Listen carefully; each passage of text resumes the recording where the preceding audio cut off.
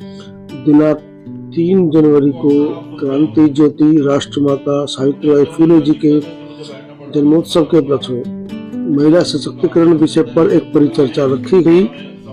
यह परिचर्चा दिल्ली के सुरजीत भवन नजदीक माता सुंदरी कॉलेज में ITO मेट्रो गेट नंबर 2 के पास रखी गई, जिसमें डॉक्टर निर्वाण शिक्षा प्रतिष्ठान एवं अखिल भारतीय खटीक समाज के माध्यम से इस परिचर्चा को लोगों के सम्मुख रखा गया।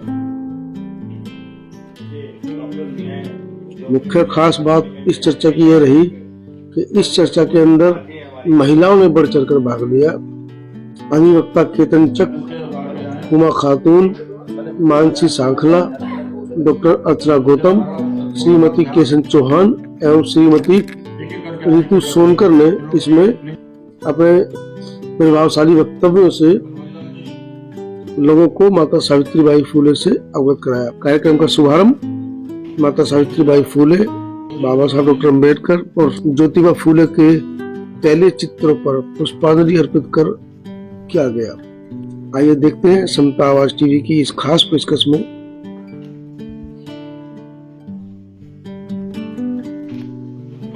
नागर देवेंद्र जी, CPWD से महेश भिलवाड़ा जी, जो इस कार्यक्रम के सह संयोजक भी हैं, महेश भिलवाड़ा जी, हमारी युवा शक्ति केशव चौहान बैठी हैं, उसके मंच ग्रहण करें, पहले सुधार दीजिए, उसके बाद मंच ग्रहण करें। तिरंगा स्वामी है दोनों, देखो कैसा फोटो खींचा स्वामी और शक्ति है। तो क्या भाई अपन भाई सब आ जाओ यहाँ पर जो रह गए हैं कृपा करके। और अंत में राजेश महिंद्रा जी प्लीज पुष्पांजलि अर्पित करें।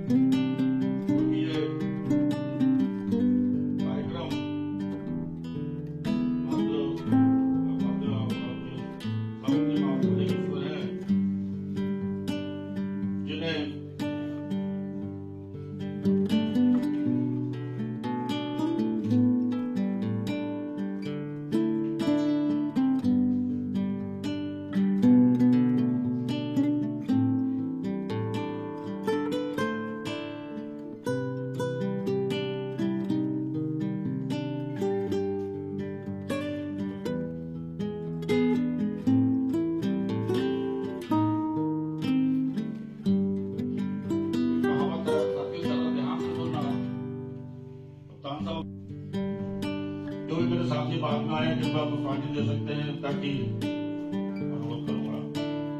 धन्यवाद निर्वाण साहब, बहुत ही सुंदर।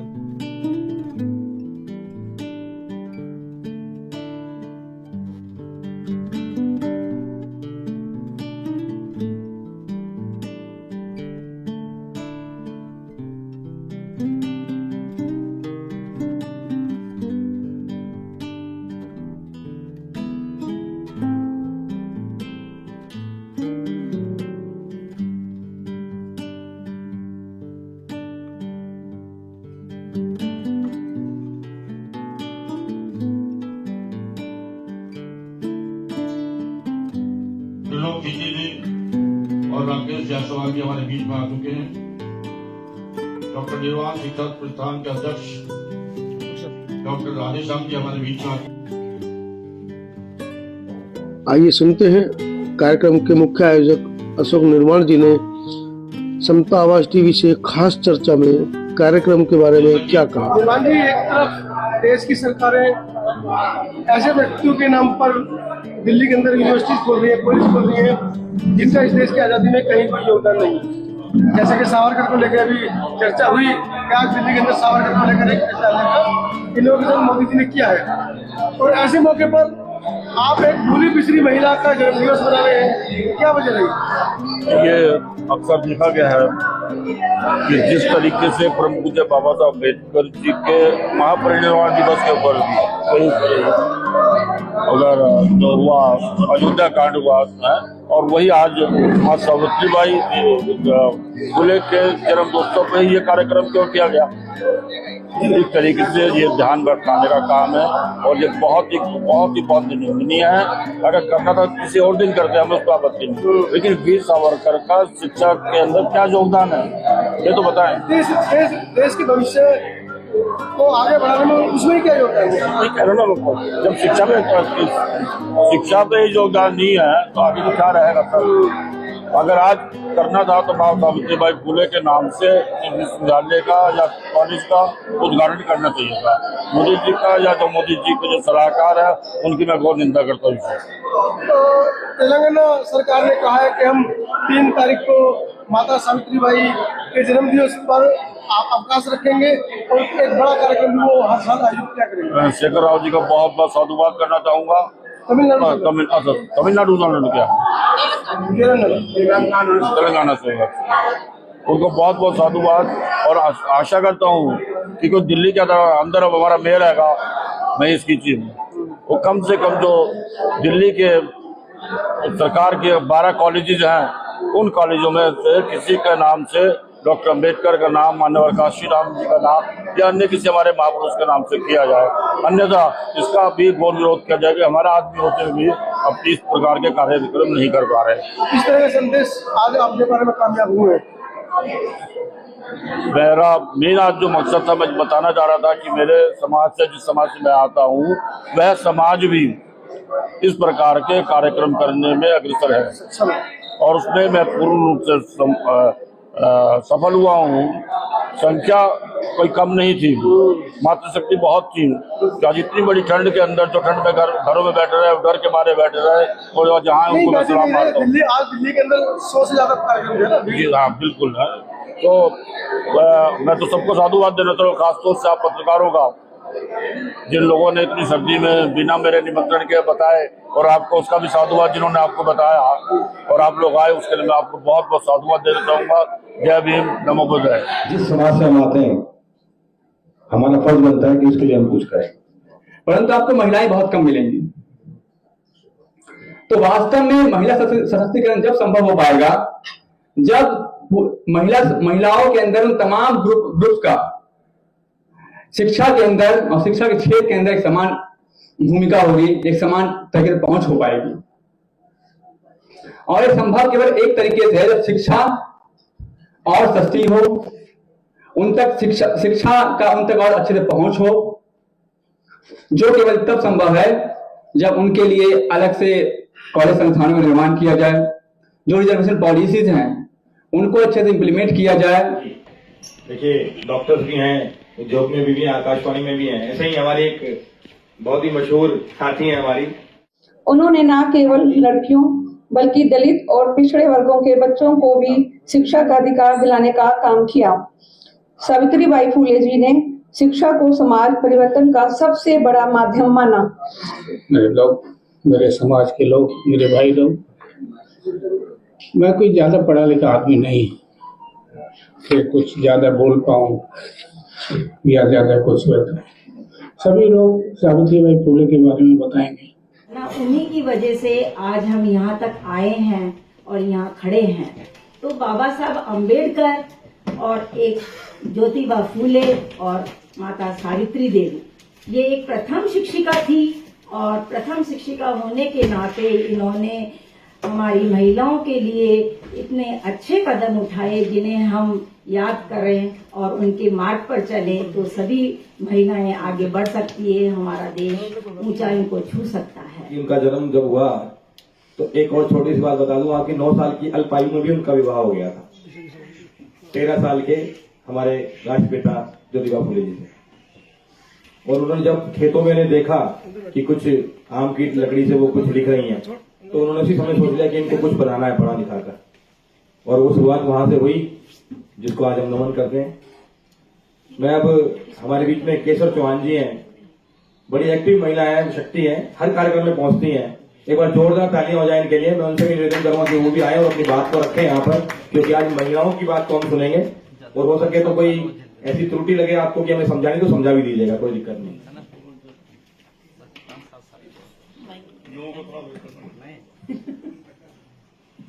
मैं आदरणीय हमारे माननीय बड़ों को सम्मान करके नमस्कार करती हूँ और हमारे आए हुए जितने भी हमारे बुजुर्ग हैं, मित्र हैं, मेरी मीडिया भाई बहन हैं, इन सब का अभिभावक और नमस्कार करती हूँ और सावित्रीबाई माता जी को नमन करके प्रणाम करती हूँ। मैं माता जी के बारे में हमारे पास शब्द ही नहीं, हम उनके लिए क्या बोले। उन्होंने हमें आज इस लायक कराए, शिक्षित कराए कि आज हम यहाँ मंच पे खड़े हैं और हमारे समाज में जो भी महिलाएं अभी भी वंचित है इस चीज से, तो हम सोचते हैं उनको इन चीजों को देनी चाहिए। शिक्षा ऐसा मूल्य है जो बाबा साहब और माता जी ने हमें दिया है और इसके हम बहुत बिल्कुल सौभाग्यशाली हैं इनके, जो आज हम इस मंच पे खड़े हैं और उनके लिए हम जयंती बना रहे हैं।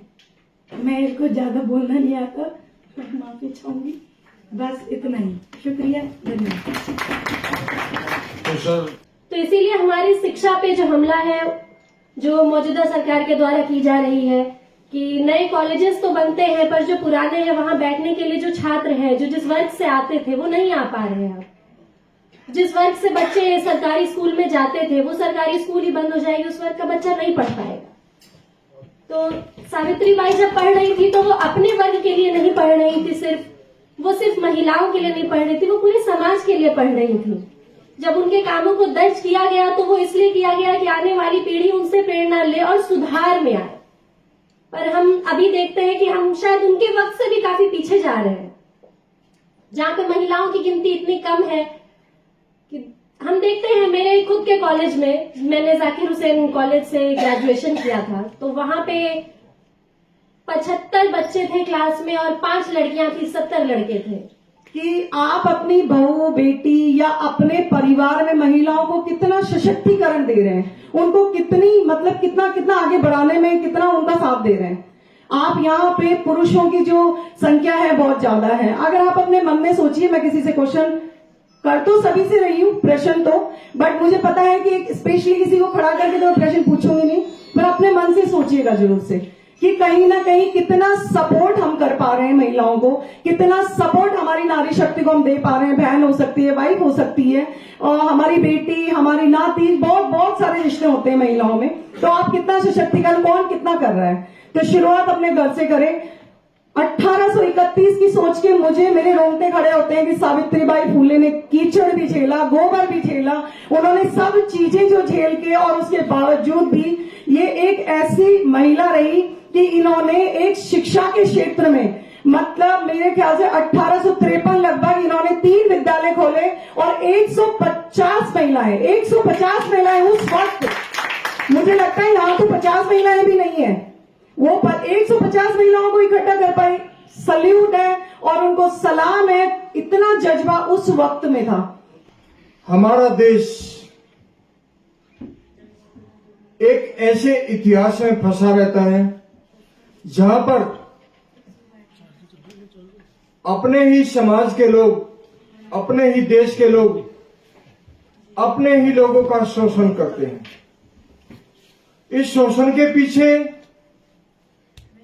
उनकी मानसिकता इंसान को गुलाम बनाने की है। इस गुलामी से बाहर निकलने के लिए एकमात्र पहली सीढ़ी जिंदगी की वो शिक्षा है, और शिक्षा में अगर महिला और पुरुषों की भागीदारी उस समाज को हो जो हमेशा शोषित रहते हैं, तो इसकी शुरुआत मात्र 17 साल की आयु में हमारी सावित्रीबाई फुले जी को मैं अगर कहूं कि हमारी शिक्षा की भगवान थी। जो लोग ईश्वर के नाम पर, भगवान के नाम पर दुकानदारी चलाते हैं, जहां तक मैंने भगवान और ईश्वर को समझा हूं, भगवान अगर उन लोगों के अनुसार जन्म लेता है, किन लोगों के अनुसार? जो लोग शोषण करते हैं भगवान के नाम पर, झूठ डराते हैं, अफवाह फैलाते हैं और पाप पुण्य जीवन मरण की बातें करते हैं। अगर वे हमारे सामने ऐसे महापुरुषों को भगवान बना करके हमारा शोषण करते हैं, तो हमें शोषण से बचाने के लिए सावित्रीबाई फुले जी को भगवान मान लेना चाहिए। वे तो हमें शोषण से बचाती हैं। जब सावित्रीबाई फुले ने और उनके जो हस्बैंड थे उन्होंने ये सारी चीजें देखी होंगी तो उनके अंदर एक चेतना जागी और उस चेतना से उनके अंदर सामाजिक चेतना जागी और सामाजिक चेतना से उनके अंदर एक ऐसी क्रांति आई कि उन्होंने उस चीज का बदलाव करने के लिए सोची। अगर हम लोग हमारे विद्यालय बनाएंगे, हमारे नेता तैयार करेंगे, हमारे विश्वविद्यालय बनाएंगे, हमारी महिलाओं को उसमें स्थान देंगे, तो हमें नहीं लगता कि जो भी चीजें पहले हुई है आज नहीं हो सकती, क्या बुरी हो सकती है ना। जब उस समय इतना अभाव था, मैंने सावित्रीबाई जी के बारे में पढ़ा, उन्होंने इतना योगदान दिया। मैं यही सोच रही हूँ कि मैं आज के समय में कुछ नहीं कर पाई हूँ जो उन्होंने उस समय कर दिया था। मेरे अंदर यही दुख रहता है कि मैं कैसे करूं, मैं कौन से रास्ते पर चलूं कि मैं वो कर पाऊं जो उन्होंने किया। मैंने देखा कि उन्होंने विधवा महिलाओं जिनके बच्चे थे उनको संरक्षण प्रदान किया। आज हम हमारे परिवार में अगर किसी महिला के साथ कुछ ऐसा हो जाता है तो उसके अंदर दया और हीनता की भावना पैदा कर देते हैं। बेचारी विधवा हो गई, कैसे बच्चे पलेंगे, कैसे बड़े होंगे, बड़ी समस्या है, और इतना कह करके चले जाते हैं। जब तक विचार गली गली मोहल्ले मोहल्ले घर तक नहीं जाएगा, देश में परिवर्तन नहीं हो सकता। तो साथियों, अब ये जो दौर है, आने वाला समय आपका है, लेकिन वो घर बैठने से नहीं आएगा। आपको संघर्ष करना होगा, आपको लड़ना होगा। मैं ये कहता हूं कि आज हम बहुजन समाज की बात कर रहे हैं। ये बहुजन समाज के अंदर जो है 85% आबादी है। मैं ये बात ध्यान से सुनना आप लोग। इस बहुजन समाज के मूवमेंट को लेके चलने का काम पहले अगर किसी ने किया इस आजाद भारत में, और पहले अगर ये आंदोलन शुरू हुआ तो वो चौधरी चरण सिंह से शुरू हुआ था, जिन्होंने इस बहुजन समाज को किसान मजदूर के नाम पे इस देश की संसद तक लेके गए। उसके बाद इस बहुजन समाज को खड़ा करने का काम मान्यवर साहब कांसीराम ने किया था। और आज जो ये लड़ाई है, मैं इस मंच से कह रहा हूं, आज जो ये लड़ाई है, अब ये लड़ाई पिछड़ों के पास चली गई है। इस देश में बड़ी विडंबना है कि यहाँ पर लक्ष्मी है, लक्ष्मी की पूजा होती है, पूरा देश गरीब है, अधिकतर लोग गरीब है। सरस्वती है, हमारे लिए सरस्वती ने क्या किया? हमें तो पढ़ने का ही अधिकार नहीं था। अगर हमारी सरस्वती होती तो हमें पढ़ने का अधिकार होता ना। वो कहती कि भाई मेरे लिए तो सारे बच्चे एक हैं, इनको भी पढ़ने का अधिकार है। हमें पढ़ने तक नहीं दिया गया। बाबा साहेब को तो पढ़ने क्या, बाहर बैठ के पढ़ना पड़ा उसको, क्लास में अंदर बैठने तक नहीं दिया। कितना संघर्ष किया उन्होंने। इस तरह से हमें ये सोचना होगा कि हम लोग, ये एक बात और कहूंगी मैं कि हम लोग कहते हैं महिलाएं मानती नहीं है। हमारे पुरुष भाई हैं वो कहते हैं महिलाएं ना, हमारी महिलाएं नहीं समझती। हम तो समझते हैं लेकिन हमारी महिलाएं समझती नहीं है। भाई महिलाओं को ऐसे आयोजनों में लाओगे ही नहीं तो समझेगी कैसे? कार्यक्रम के सफल आयोजन के पश्चात आगंतुकों को पुष्पगुच्छ से व शील्ड देकर सम्मानित किया गया। खबर के बारे में आपकी क्या राय है, कमेंट सेक्शन में जरूर बताएं। माता सावित्रीबाई फुले की जन्म दिवस पर आप सभी को हार्दिक मंगल कामनाएं, बधाई।